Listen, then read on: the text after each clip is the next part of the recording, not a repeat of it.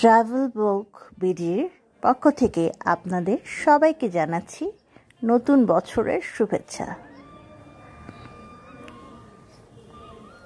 আজকে আমরা এসেছি ঢাকার কাছেই কেরানীগঞ্জের একটি ছোট্ট গ্রাম। অসম্ভব সুন্দর এই গ্রামটি, সর্ষে ক্ষেত দেখব এই উদ্দেশ্যে আজকে বাসা থেকে বের হয়েছি। আমরা এসেছি মোহাম্মদপুর থেকে। আমাদের আসতে সময় লেগেছে প্রায় 40 মিনিটের মতো।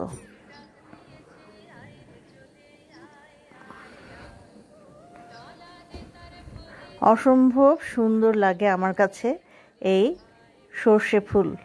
একমাত্র শীতের সিজনেই আমরা এটা দেখতে পাই আমাদের দেশে। পৃথিবীর আর কোথায় কোথায় আছে আমার ঠিক জানা নেই, সম্ভবত ভারতে থাকতে পারে। আর কোথায় আছে থাকলে জেনে থাকলে আমাকে জানাবেন। যখনই সুযোগ হয় আমি শীতকালে বের হয়ে যাই। এবার আপনার ফিলিংসটা আপনাদের সাথে শেয়ার করছি। এবার যেহেতু কোথাও গ্রামে দূরে কোথাও যাব না, তাই আশেপাশে খোঁজ নিয়ে জানলাম যে কেরানীগঞ্জের এই অঞ্চলটাতে কিছু সর্ষের চাষ করা হয়। তাই আর দেরি না করে চলে আসলাম। আসতে আমাদের বেশি সময় লাগেনি। রাস্তা মোটামুটি ভালোই, একটু সরু, প্রাইভেট কার নিয়ে আসা যাবে, তবে বাস নিয়ে আসা রাস্তা সম্ভবত নেই। আমরা চলে এসেছি ব্রিজের পাশেই একটা সর্ষে খেতে। এখানে নামতে কিছুটা বেগ পেতে হলেও তারপর এখন শীতের সিজন দেখে সব কিছু শুকনো আছে, তাই নেমে গেলাম। চারিদিকে বিস্তীর্ণ ক্ষেত। তবে আপনারা যদি এখানে আসেন, এইটা চিন্তায় রাখবেন যে এগুলো কিন্তু আমাদের সম্পদ, তাই এগুলোকে নষ্ট করা যাবে না, পাড়ানো যাবে না। আপনারা দূর থেকে ছবি তুলে নিয়ে যেতে পারেন যদি পছন্দ করেন, কিন্তু কোনোভাবেই এই সর্ষের ফুল বা সর্ষে ক্ষেত নষ্ট করবেন না, কারণ একজন কৃষক অনেক কষ্ট করে এগুলো ফলায়। তাই আমাদের কোনোই অধিকার নেই এগুলো নষ্ট করার। একজন কৃষানি বলল যে কিছু লোক এসে দুমড়িয়ে মুচড়িয়ে এসব ফুল পাড়িয়ে চলে যায়। শুনে আসলে আমার খুবই কষ্ট লেগেছে। তাই আপনারা যদি ভালোবেসে আসেন তাহলে ভালোবাসাটা, সম্মানটা বজায় রাখবেন, এটাই আমার আবেদন।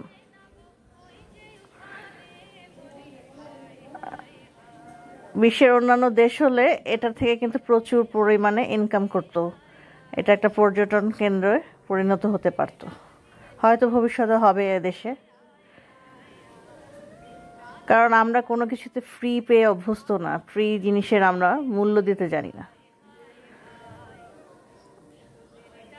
অনেকেই এখানে সর্ষে ক্ষেত মারিয়ে নষ্ট করেছে, দেখে আসলে খুব খারাপ লাগলো। এখানে রাস্তা আছে, সেই রাস্তা দিয়ে গেলেই হয়। যাক, সেসব কথা। আশা করি যারা আসবেন বিষয়টি নজরে রাখবেন। খুব মিষ্টি একটা গন্ধ পাওয়া যাচ্ছে সর্ষে ফুলের। এত মিষ্টি গন্ধ আগে কবে পেয়েছি ঠিক মনে করতে পারছি না। এজন্যই আসলে মৌমাছিদের আনাগোনা দেখা যাচ্ছে। সর্ষে ফুলের মধু কিন্তু চাষ হয়। আমি মানিকগঞ্জে আগে গিয়েছিলাম বেশ কিছু বছর আগে, সেখানে দেখেছি। এই যে বাতাস দোলা দিয়ে যাচ্ছে, খুবই শীতল একটা হাওয়া।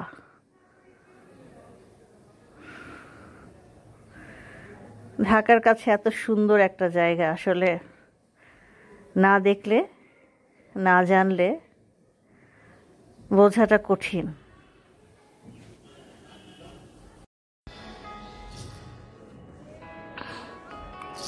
এই যে অসম্ভব সুন্দর একটা জায়গা, কি সুন্দর একটা মিষ্টি গন্ধ আসছে, আর একটু পরপর হাওয়া দিচ্ছে। বাতাসে যখন এই ফুলগুলো দোলা খাচ্ছে, কি যে ভালো লাগছে আসলে। এই ভালো লাগার অনুভূতিটাকে বদলে বোঝানো সম্ভব নয়। এটা আসলে অনুভবের বিষয়। তবে বারবারই বলছি, এইটা এসে যদি আপনারা দেখেন, বা কোনোভাবেই ক্ষেত পাড়াবেন না। কৃষকের কষ্টের ফসল এটা, এর প্রতি সম্মান রাখবেন, এই কামনাই করছি। এই ভেতরে একটা সরু পথ আছে, এখানে খুব সাবধানে আমরা হেঁটে চললাম যাতে কোনো ফুল নষ্ট না হয়।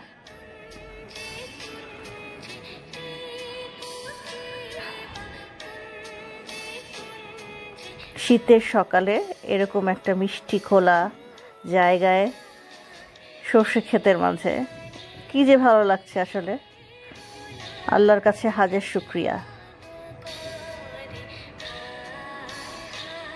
বেঁচে থাকাটা অর্থবহ মনে হয় যখন এইসব দেখি। প্রকৃতির সৌন্দর্যের কাছে সব সৌন্দর্যই আসলে বিলীন হয়ে যায়।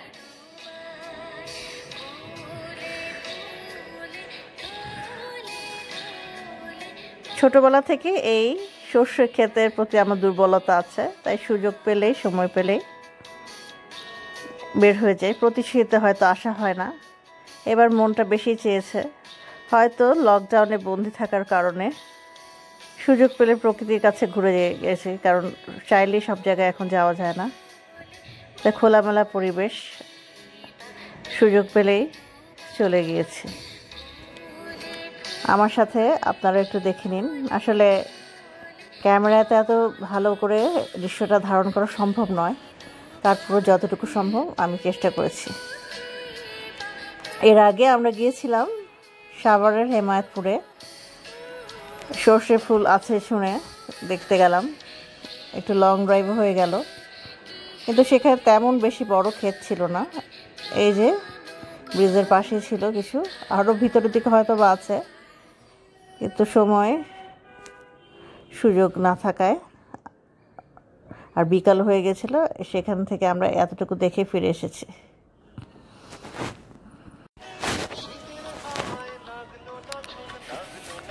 শীতের এই বিকালে বা সকালবেলায় আপনারা তাই বেরিয়ে আসতে পারেন এরকম একটা খোলামেলা জায়গায়। আর এই সর্ষে ফুলের সৌন্দর্য তো আসলে বর্ণনা করার মতো না। বিস্তীর্ণ এই সর্ষে ক্ষেতের সৌন্দর্য দেখতে তাই আমি চলে এসেছি।